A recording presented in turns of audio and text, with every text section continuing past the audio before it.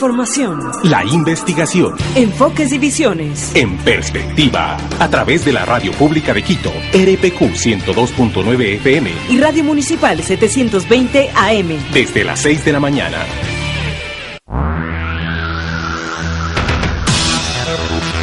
Ocho de la mañana con 15 minutos. Nos encontramos a 11 días de la conmemoración del acto La Hoguera Bárbara. Así es, pues justamente un 28 de enero de 1912 es que se perpetró uno de los asesinatos más execrables de la historia del Ecuador. Fue asesinado y luego arrastrado e incinerado el cuerpo de el líder de la Revolución Liberal, pues don Eloy Alfaro Delgado. Este hecho, una vez que este año se cumplen los 100 años de aquella masacre, pues ha significado un motivo importante para, primero, promover lo que es el conocimiento del pensamiento de Alfaro. Este pensamiento de Alfaro que procuró el cambio de nuestro país, que sentó bases firmes para la construcción de una república diferente, una república más justa, una república más equitativa, una sociedad en sí que tenga una forma distinta de funcionar. Se lo debemos a Eloy Alfaro. A los 100 años de su asesinato, pues muchos movimientos sociales, muchas organizaciones, el gobierno nacional están empeñados en reivindicar la figura del viejo luchador, y por eso tenemos con nosotros esta mañana la grata visita de Edgar Frías. Él es el subsecretario de Participación Ciudadana de la Secretaría de Pueblos y Movimientos Sociales. Edgar Frías es un ciudadano que ha tenido una participación activa, militante en el alfarismo ecuatoriano. Él fue miembro de Alfaro Vive Carajo, sí, y pues este hecho determina pues naturalmente que haya una afinidad con el pensamiento de Alfaro. ¿Cuál es el trabajo que ustedes se han propuesto a propósito de conmemorarse pues los 100 años de la muerte de Alfaro? Buenos días, muchas gracias por la oportunidad. El presidente de la República decretó el año 2012 como el año del alfarismo y se ha constituido pues un organismo integrado por algunos ministerios y otras instituciones en función de darle continuidad a esta conmemoración que le hemos llamado el centenario de la Hoguera Bárbara. En ese sentido están planteadas algunas actividades. La primera de ellas, el 25 de enero, ¿sí?, en la ciudad de Guayaquil, en la gobernación de la provincia del Guayas, junto con los familiares de los héroes alfaristas asesinados en el penal García Moreno, vamos a realizar un evento a las 10 de la mañana en Guayaquil, precisamente conmemorando toda esta lucha, ¿no? Pedro J. Montero, el tigre del Bulubulo, era juzgado en la gobernación. Se acercó un guardia, le disparó en la cabeza, lo lanzó desde el segundo piso hasta la calle, lo arrastraron, lo despedazaron y lo quemaron en la Plaza San Francisco, a 4 cuadras de la gobernación de la provincia del Guayas. Esta acción fanática, violenta, criminal, bárbara, sí, que se realizó con Pedro J. Montero, fue el preludio de lo que iba a pasar el 28 de enero. Con los familiares se va a realizar un evento ahí en ese lugar. Aspiramos a concentrar ahí a unos 1000 compañeros. Han comprometido su presencia organizaciones montuvias, obreras, estudiantiles, profesionales de la universidad, ¿sí?, en función de ese evento. Luego vamos hacia Durán, hacia la estación del tren, ¿sí?, y vamos a recorrer desde Durán hasta Yaguachi, que es donde llega el tren actualmente, donde van a recibir a esa delegación instituciones educativas, organizaciones populares, y luego vamos muy cerca ahí a Boliche, que se llama Pedro J. Montero, y que hay un monumento también a Pedro J. Montero. Los familiares se trasladan en buses, luego toman el tren y llegan el 26 aproximadamente a las 3 de la tarde a Gatazo. Ayer estuvimos nosotros en Colta, reunidos con el alcalde de Colta, con los concejales, con los entes estatales de la provincia de Chimborazo, con el gobernador de la provincia de Chimborazo, el gobernador de la provincia de Bolívar, los compañeros de la FEI, Seguro Social Campesino, Senagua. Ya hay mucho entusiasmo en Gatazo para la realización de un evento histórico. ¿Cuál es ese evento? Bueno, no fue precisamente en esta fecha, pero un 15 de agosto, ¿sí? Alfaro avanzaba con sus montoneros luego de la revolución del 5 de junio de 1895 a tomarse el poder que estaba precisamente acá en Quito, ¿sí? Y estaba en condiciones de desigualdad. Los indígenas, la historia recoge 10.000 indios con ponchos rojos dirigidos por Ambrosio Lazo. En el evento estuvo como un hecho a comentar el nieto de Ambrosio Lazo, por ejemplo, Joaquín Galarza, por hablar de los liderazgos, Guamán, ¿sí? Que Alfaro, por el apoyo que ellos brindan, por el soporte que le dan a ese proceso, ¿sí? Los nombra generales y coroneles a ellos. Y a mí, como alfarista, me agradó tanto, me sentí tan emocionado, de que ahí todo es alfarismo, ¿no? La comuna Alfaro, la escuela Alfaro, y todo el mundo cuenta todas las historias que le cuentan sus abuelos, ¿sí?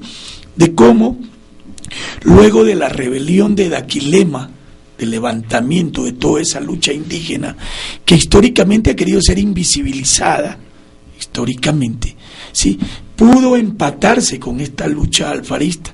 No olviden que a Alfaro también le decían el indio Alfaro, precisamente con su identificación con estos hermanos indígenas. Entonces estamos preparando para el 26 al mediodía en Gatazo un evento simbólico. Hasta ahora solo del pueblo de Colta y de Gatazo Alto, Gatazo Bajo y Chico están garantizados 4.000 compañeros, es decir, una concentración indígena que fácil va a superar la presencia de 8.000 compañeros.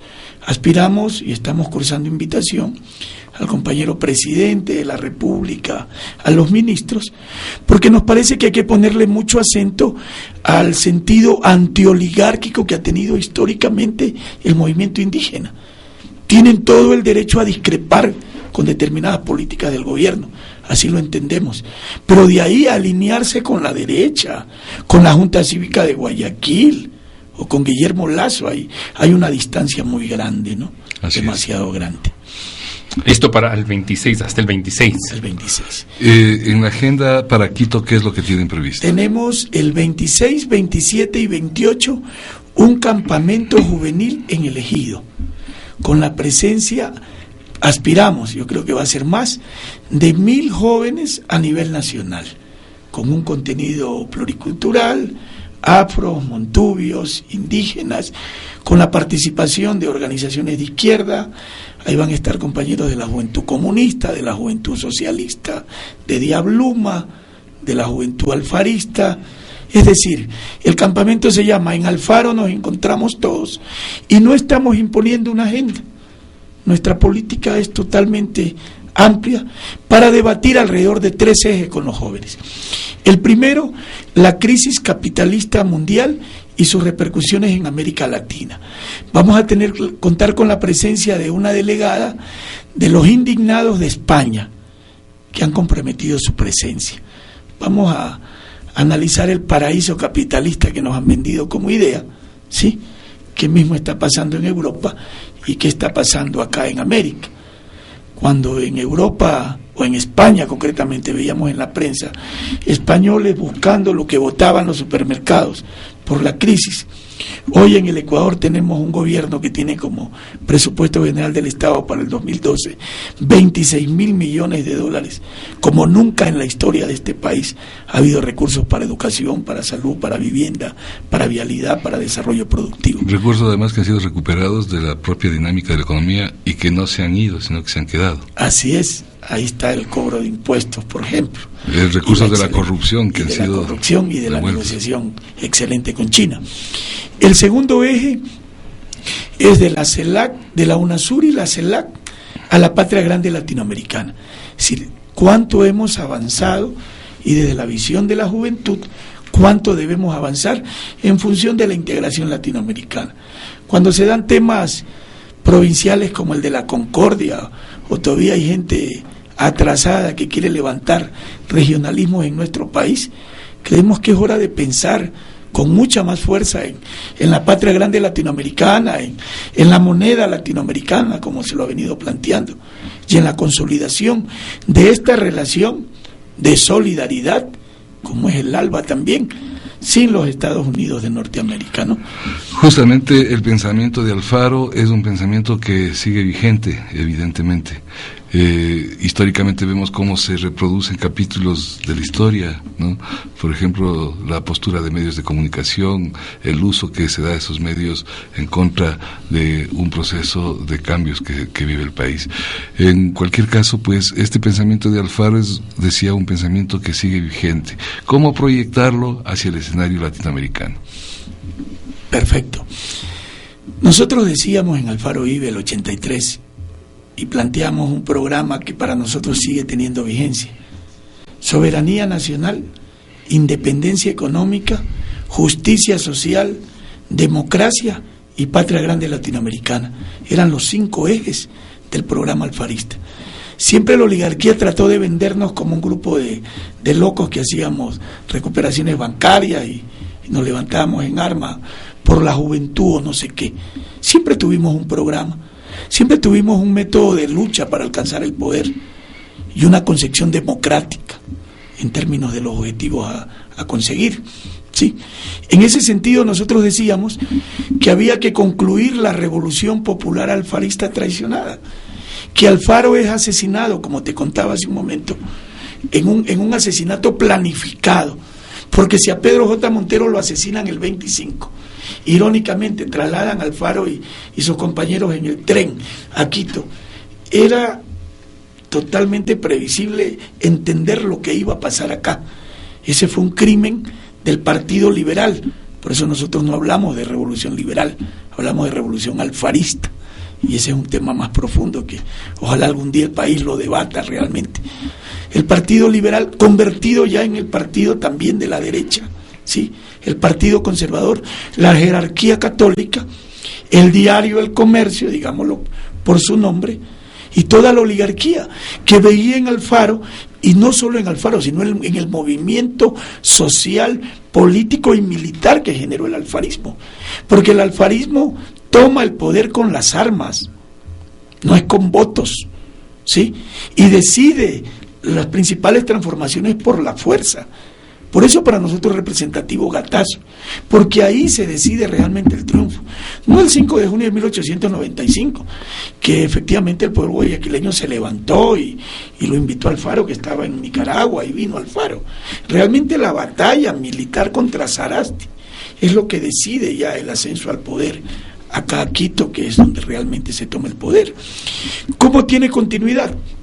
En la necesidad de una revolución agraria hoy, por ejemplo, en la necesidad de la profundización y en la radicalización de esta revolución ciudadana, como lo ha expresado nuestro presidente, en la necesidad de la integración latinoamericana. No olvidemos que Alfaro fue un internacionalista, amigo de Martí y de Maceo, ¿sí? Luchador por la independencia de Cuba, peleando en Nicaragua, en El Salvador, y también un bolivariano. Él quiso organizar también un congreso anfitriónico en Panamá, que fue saboteado, como lo sabotearon el congreso que quiso realizar Bolívar, ¿no? Uh-huh. Es decir, sus tesis, ¿sí? Que más allá que la historiografía oficial nos los quiere tergiversar, ¿sí? Está en relación directa a la profunda transformación de la sociedad ecuatoriana. Para nosotros la revolución alfarista no es otra cosa que la transformación de las estructuras económicas, políticas y sociales del Ecuador, que aún no han sido objetivos logrados en este país. Uh-huh. Ahora bien, De alguna manera, sectores políticos de la derecha, como son el Partido Liberal y el Frente Radical Alfarista, son los que habían medrado del nombre de Alfaro, hasta la aparición de Alfaro Vive Carajo. ¿Qué le debe la izquierda entonces a Alfaro? Yo creo que la mayor virtud de Arturo Jarrín, porque es nuestro ideólogo, es la recuperación de Alfaro como un personaje insurgente y como un pensamiento político de cambio, de transformación.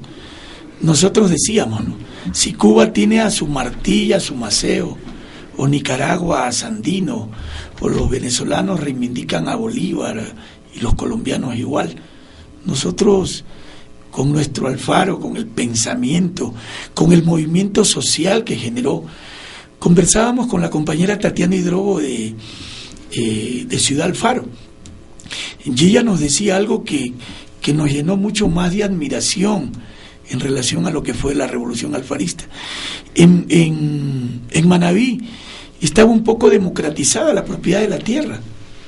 Los montoneros no solo se levantaban por la tierra, se levantaban por ideales, por sueños. Sí, no era la visión mecánica de ciertos compañeros que se definen como marxistas, de decir que la revolución alfarista lo que hizo es abrirle las puertas al desarrollo del capitalismo. Ese es un simplismo que niega un hecho histórico fundamental. Es la irrupción de los montubios, de los indios, de la intelectualidad revolucionaria en una sociedad conservadora. Es la separación de la Iglesia del Estado, es el laicismo, la educación gratuita, son los derechos de la mujer, es la creación del ejército, sí, como una institución nacional, no como las bandas de los grupos oligárquicos. Es decir, es un concepto de nación mucho más grande, pero que precisamente queda inconcluso porque Alfaro se convierte en una amenaza para esta oligarquía, por la profundidad de su visión de cambios, ¿sí? Más allá del ferrocarril, más allá de eso, es su visión. Realmente, cuando se habla de las primeras organizaciones obreras, en Guayaquil, por ejemplo, la Sociedad de Hijos del Trabajo, la Sociedad de Carpinteros, la Sociedad de Panaderos, la presencia de Alburquerque, un anarquista cubano, amigo de Martí, que viene a ayudar en la organización. ¿Y qué es lo que tiene continuidad histórica el 15 de noviembre de 1922? Y luego en la Revolución Juliana de 1926, cuando por fin se crea el Banco Central y avanzamos hacia pensar como nación y como país. Es decir, nuestra visión como alfaristas es que Alfaro es mucho más de lo que la historiografía oficial pretende presentarlo. ¿Qué se va a realizar en Montecristi, la tierra de Alfaro? En Montecristi, el día 27, con el alcalde, el compañero alcalde de Montecristi, hay una velada artística, una especie de vigilia, ¿sí?, en la noche, y el 28, a partir de las 6:30 de la mañana, y aprovecho la oportunidad para invitar a las organizaciones y a los compañeros que nos acompañen a ir muy temprano, porque Ciudad Alfaro va a resultar pequeña. Exacto. Para la cantidad de mucha personas. Gente va a querer estar presente en Montecristi. ¿Cómo se han organizado para eso? Yo le decía a los compañeros, no vamos a ver otros 100 años de esto, ¿no? Esta es una oportunidad única. Hemos estado coordinando y de hecho la compañera María Fernanda Espinosa la que dirige todo este trabajo, la que se encarga de esto. Nosotros como Secretaría de Pueblos estamos trabajando con ellos, aportando, ayudando, ¿sí? Pero fundamentalmente, compañeros, lo que hay ahí es la actividad de la reunión del presidente con los delegados internacionales, luego ya un evento a las 9 de la mañana, el enlace sabatino, ¿sí?, que se hace desde Montecristi. Desde Montecristi, y luego entiendo, y eso ya depende de Cancillería, yo no estoy autorizado a hablar de esos temas, los invitados internacionales, que ojalá podamos contar a la presencia del compañero Chávez o Raúl Castro, ¿no?, que ese es un tema que, como reitero, no lo manejamos nosotros, pero sobre todo lo significativo de eso.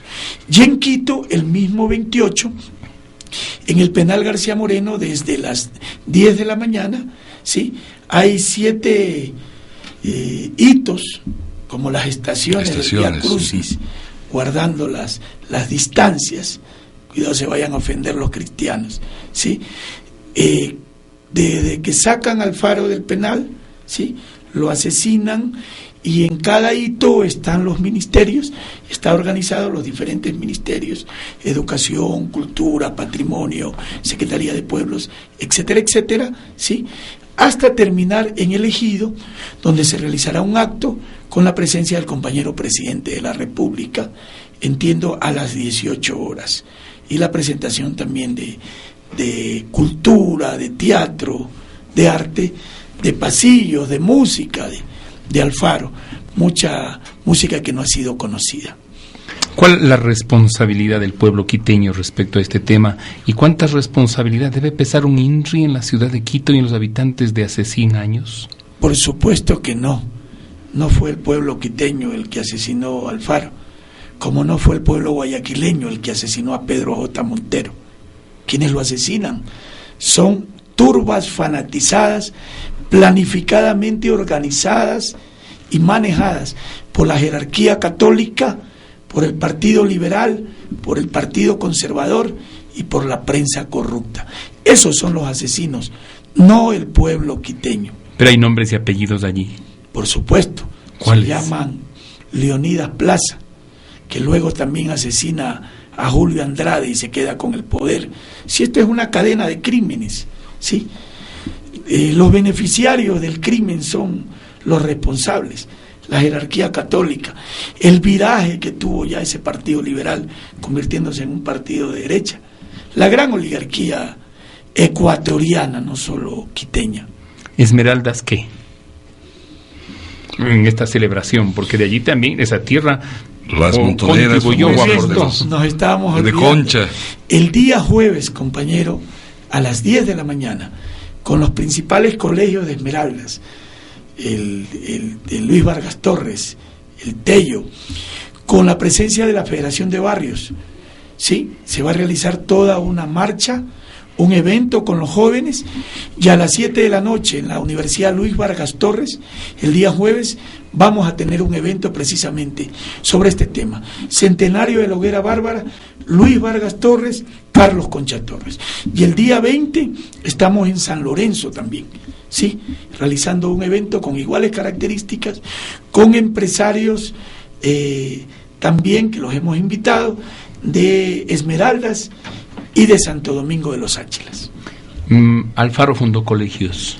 Las instituciones están vigentes hasta hoy. Ellas también cumplen 100, 110 y algo más de años, porque desde que empezó el gobierno Alfaro, empezó su acción transformadora en materia educativa. Estos están a disposición del tema, ellos también contribuyen. Los colegios centenarios, el Ministerio de Educación es parte de toda esta conmemoración. Ya se me va a deslizar el otro término, ya, un laxus brutus.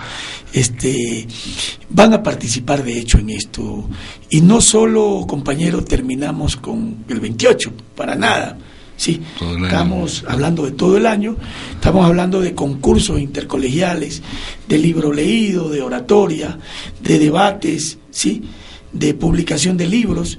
Nuestra Secretaría va a publicar 12 libros, uno mensual, cultura igual. Es decir, es todo un año en el que queremos fundamentalmente rescatar y profundizar, ¿sí?, el papel revolucionario que jugó Alfaro y la necesidad de darle continuidad a ese proceso histórico. Muy bien, pues muchas cosas quedan todavía por conversarse sobre lo que tiene que ser la conmemoración de este asesinato de Eloy Alfaro. El pensamiento de Alfaro está presente entre los ecuatorianos, cada vez toma mayor sentido, es más, y pues evidentemente el legado de Alfaro, el legado del alfarismo, nosotros tenemos la obligación como medio de comunicación de ponerlo a disposición de nuestros oyentes. La radio pública de Quito, a propósito de este 28 de enero, pues ha preparado una serie radiofónica con la biografía de Alfaro. Esperamos poder hacer una presentación en vivo primero de este radioteatro con uno de los capítulos fundamentales, a fin de que el pueblo de Quito y el pueblo del país pueda conocer más de cerca otros detalles de lo que la historia siempre cayó. Así que vamos a hacerlo de esta forma y esperamos pues que esto sea también una contribución a recordar la memoria del viejo luchador. ¿Cuántos familiares de Alfaro quedan? ¿Dónde están ellos? ¿Cuál es su trascendencia y su rol? Hay un comité de héroes alfaristas que lo preside Eloy Alfaro, ¿sí? Entiendo que son alrededor de 7 compañeros que lideran eso, pero irán de Alfaro Nieto. De Alfaro Nieto, sí. Pero hay del resto de alfaristas también asesinados, o de héroes asesinados ese día.